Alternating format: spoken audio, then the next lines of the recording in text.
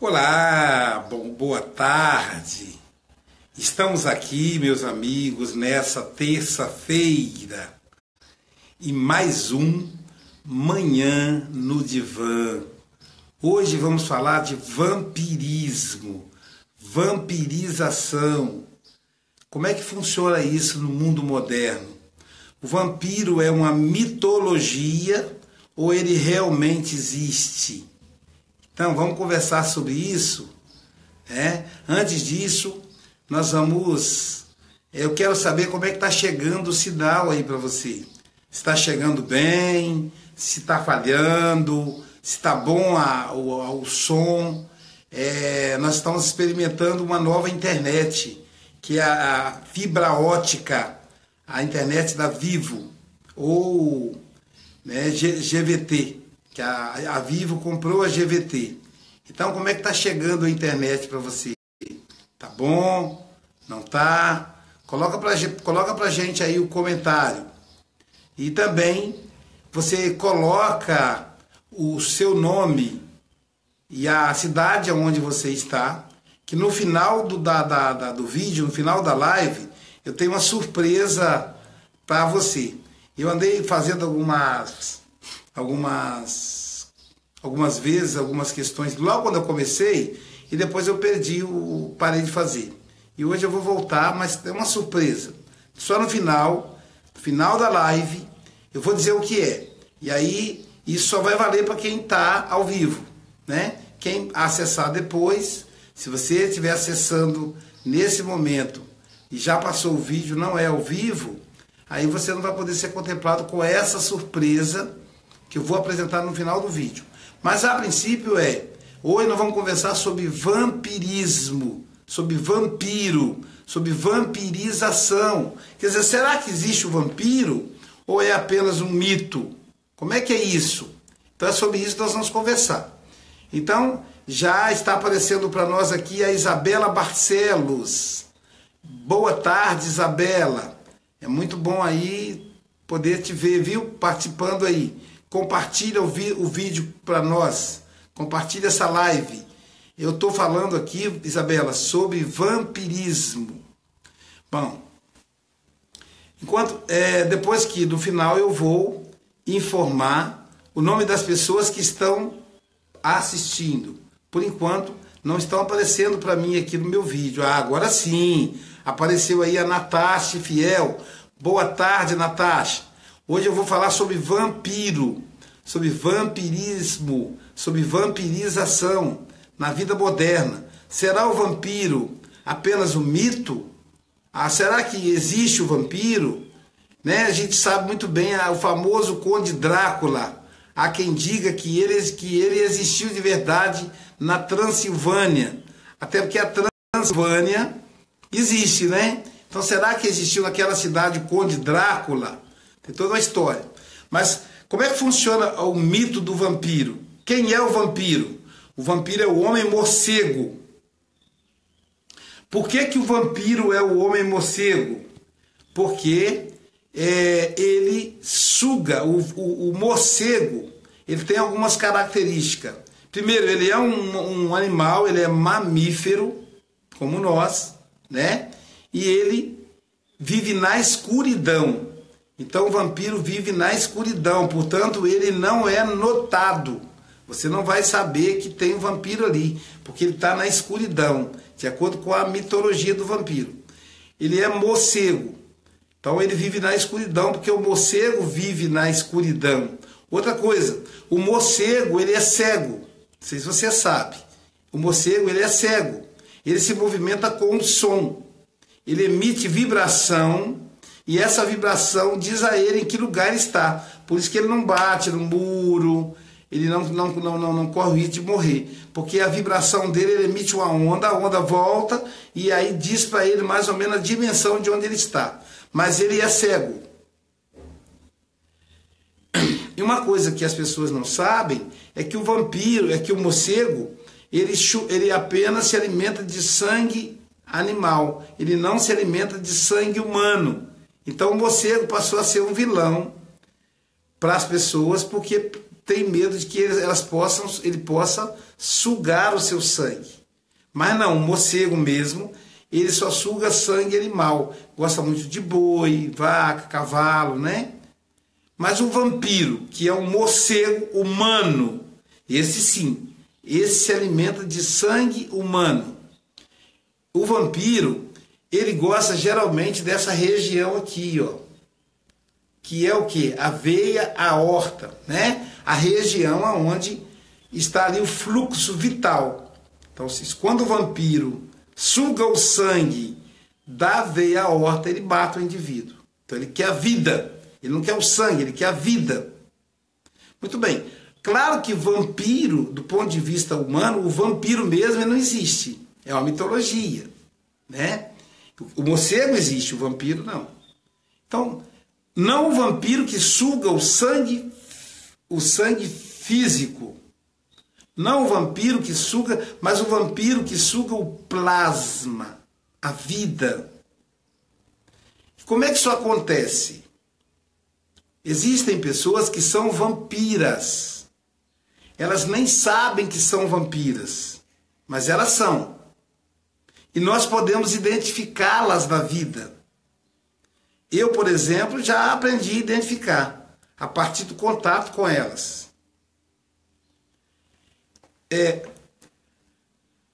Nós temos uma quantidade de energia libidinal limitada. O que é energia libidinal? É a energia sexual.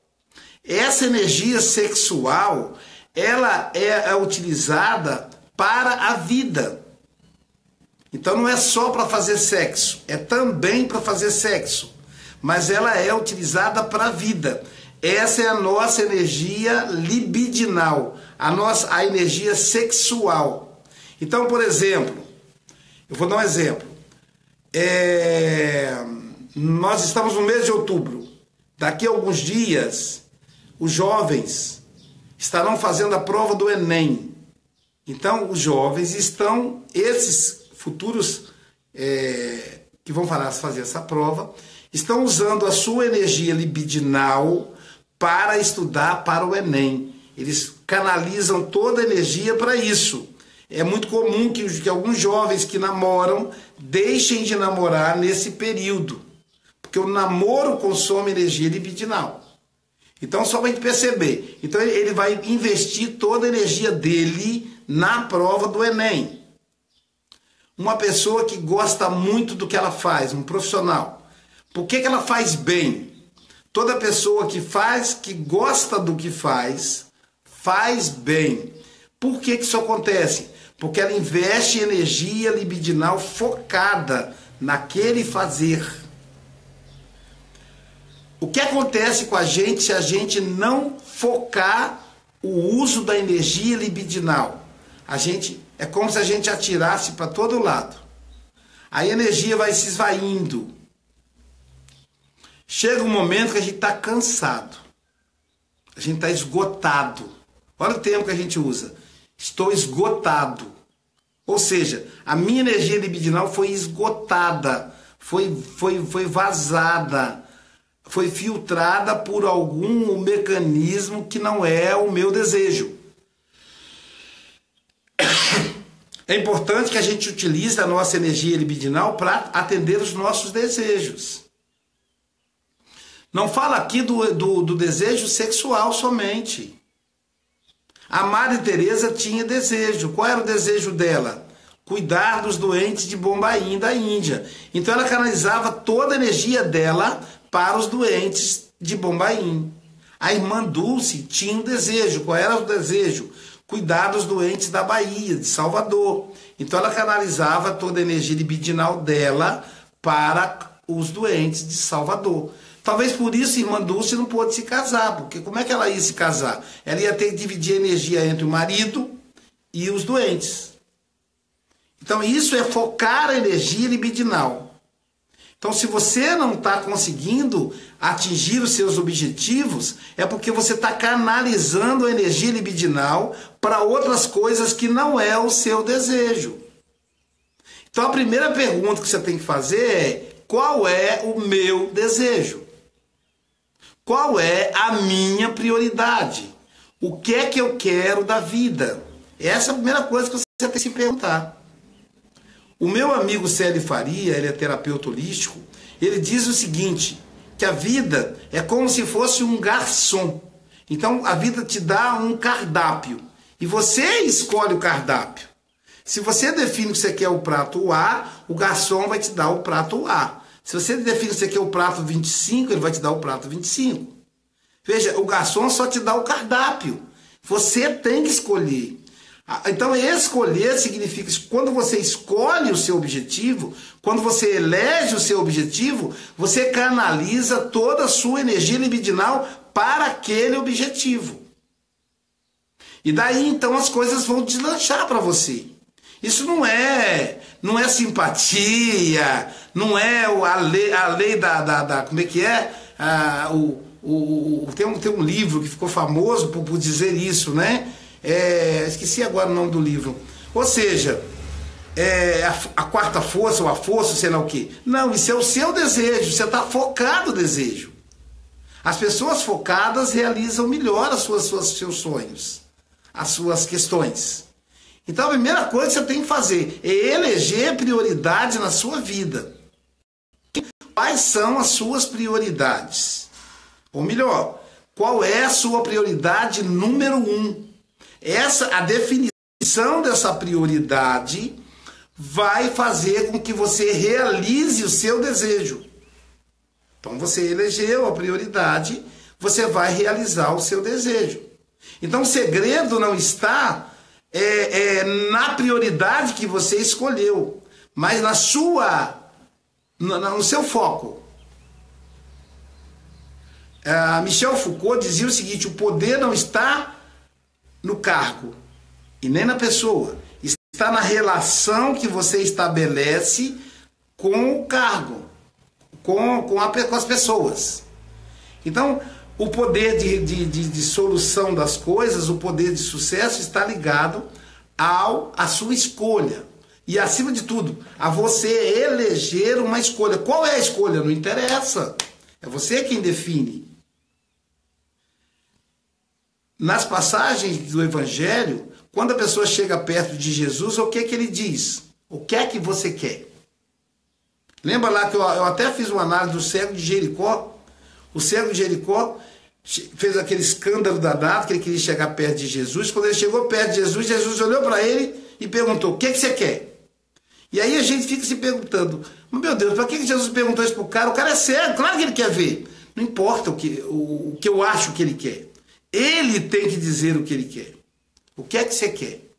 Então aqui no meu consultório, eu vou falar para os meus pacientes: o que é que você quer? Então você precisa eleger o que você quer. E aí você vai canalizar toda a energia que você tem para o seu querer. Você deve estar se perguntando: e o vampiro? O que isso tem a ver com o vampiro? A Luiz falou que ia falar de vampiro e mudou de assunto. Não mudei, não. Quem é o vampiro? Quem é a vampira? A pessoa que suga a sua energia libidinal. E aí você fica sem força, não só para executar o seu desejo, mas até para escolher, para eleger o seu desejo. São pessoas que elas são baixo astrais. Elas chegam perto de você só para chorar, só para reclamar. Elas querem o seu tempo para elas, mas são incapazes de oferecer tempo para alguém. A gente deve requerer tempo do amigo. Não sempre. Porque o amigo troca. Agora você quer o ombro dele, depois ele quer o seu. É uma troca. Você pode requerer tempo do terapeuta. Então a pessoa sentou ali no meu divã, ela tem entre 40 a 50 minutos para falar dela. Mas ela não pode sair me pegando pela rua, me alugando, como se eu fosse um terapeuta 24 horas por dia. Sabe quem tem direito de fazer isso? O meu amigo, a minha amiga. Porque um dia qualquer atrás, ela me escutou, então agora eu tenho que escutá-la. Mas vocês podem prestar atenção, existe gente que quer ser escutada o tempo todo. E eles não têm limites. Eu lembro de uma vez que a pessoa falou comigo, eu preciso conversar com você 2 minutinhos. Gente, 2 minutos são 120 segundos. Ninguém vai desenvolver qualquer tipo de raciocínio em 120 segundos. Só Enéas. Lembra do Enéas? Só o Enéas, mas ninguém. Mas o Enéas morreu. Então, quando a pessoa pede 2 minutos, não é 2 minutos. É meia hora, 1 hora. E aí você tem 1 hora disponível para aquela pessoa? Às vezes você não tem. E você dá sem ter. E aí você sai dali esgotado. Você está preocupado com uma coisa que você tem que resolver. Ontem à noite um amigo falou comigo, Aloysio, você tem 1 hora para conversar comigo? Aí eu fiquei, bom, depende, claro, depende. Depende de que hora que é, ué, eu não tenho 24 horas por dia. Aí eu disse para ele, depende. Sabe o que ele respondeu para mim? Marca a hora você. Tá certo, se ele está precisando de falar comigo, ele tem que se sujeitar ao meu horário. Aí eu disse a ele, tal dia, tal hora. Ele falou, tá ótimo. Não adianta o assunto, nada. Também não importa para mim. Porque eu sei que eu vou ficar durante 20 minutos, meia hora, escutando ele naquele horário que nós combinamos. Então o vampiro não combina com você. Ele te suga, ele é vampiro, ele te rouba a energia vital. Não sei se você está me assistindo, compreende o que eu estou dizendo. Você fica perto da pessoa, a pessoa fala, ela fala como uma vitrola despregada, como diz no popular. Ela vai falando, e não para. Aí chega um momento que ela diz assim, muito obrigado, e fala, olha, eu estou tão bem, eu cheguei tão mal perto de você, mas olha, sua companhia me fez tão bem. E aí ela vai embora e você fica muito mal. Então ela sugou todo o seu plasma, toda a sua energia vital. E você sai dali esgotado. Com sono, sem paciência, sem tolerância. E aí você vai descarregar na pessoa que não merece, que às vezes é o seu amigo, a sua esposa, o seu marido. Então eu digo o seguinte, cuidado com esses vampiros. Primeiro você tem que identificar, eu já estou dando a pista. Eles nunca oferecem nada de si. Eles não querem troca, eles querem roubar. O vampiro, ele usa a noite, ele vampiriza. E primeiro, hein, gente, ele fica na escuridão. Lembra do vampiro que é à noite? Por que na escuridão? Porque ele não se mostra. É você que tem que descobrir. Ele não vai dizer para você que ele é vampiro. Você é que vai descobrir. Por que ele é vampiro? Porque ele vive de sugar. Como ele vive só de sugar, a energia não permanece com ele. Então ele rouba a energia de você, ele rouba a energia do outro, ele continua sugando. E todas as vezes que ele te encontrar, ele vai querer sugar, porque o papel dele é roubar. Essa é a função do vampiro. Ele só quer roubar, ele não gosta de dar nada. Então, por não querer dar nada, ele está sempre carente. Por quê? Carência atrai carência. Generosidade atrai generosidade, gentileza atrai gentileza. Então, se você só quer tirar do outro, você não vai ter... deixa eu tirar aqui que tá alguém tentando ligar para mim para não atrapalhar. Se você quer só tirar do outro, você não vai ter nunca, porque você espalha a carência. A sua pobreza vai atrair pobreza, a sua escassez vai atrair escassez. A sua carência vai atrair carência. Então é alguém que está sempre pedindo. É alguém que nunca fica bem.